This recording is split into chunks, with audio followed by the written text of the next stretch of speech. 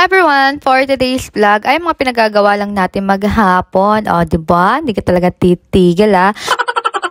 At syempre, bago umpisa ng araw, ayan, diba, may palakad na ganyan. At ayan ang ating OOTD for today.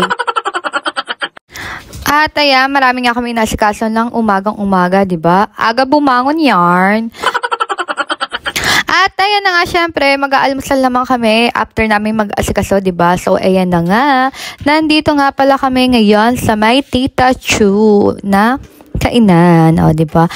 At dito na nga rin kami magkakape, o, diba? Breakfast yarn. At ayan yung location nila, guys. Dito lang yan sa may Halang, Calamba. Ayan. Ang ganda ng kanilang place at napaka-presko. Opak, diba? May papis yan. At ayan na nga, syempre, fast forward. Nandito na kami sa loob. At umorder na nga rin pala kami. At ayan, nagdatingan na nga yung una, yung kape, syempre.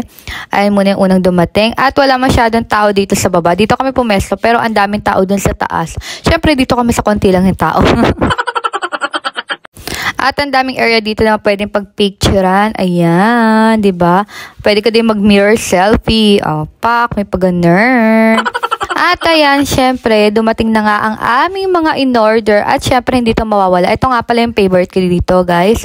Pansit bihon na mix yan eh. Hindi ko alam kung kanton ba yung nakahalo o ano. Basta yon. At ayan, syempre, sangag. At inihaw na liempo. Try nyo dito, guys, mga taga Laguna na malapit lang sa area.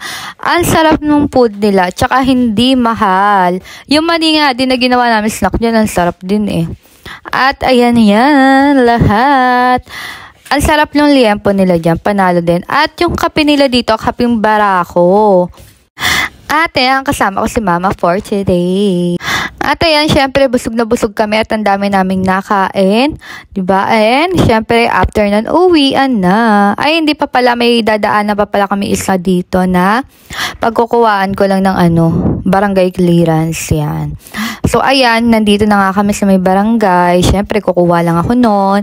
Then, after nan, syempre, medyo matagal nga pala kami nag-waiting dyan, ang haba ng pila. Pero ito na, nakauwi na nga ako.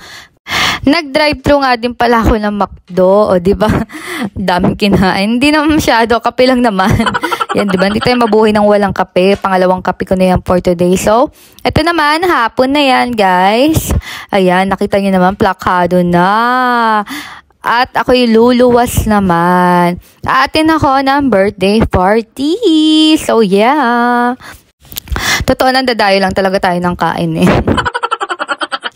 At ayan, guys, andyan na ako sa may location. Pero maaga lang ako, kaya nag-picture muna ako dyan sa sasakyan. So, ayan, nandito nga pala tayo sa may Vikings venue. So, ayan nga pala ang aking OOTD for today. Ngayong hapon. For today, ngayong hapon kasi ba yung suot ko kanina. So, ayan yung birthday girl. Yan, di ba? Ang ganda. At ang ganda naman ng setup din dito sa loob.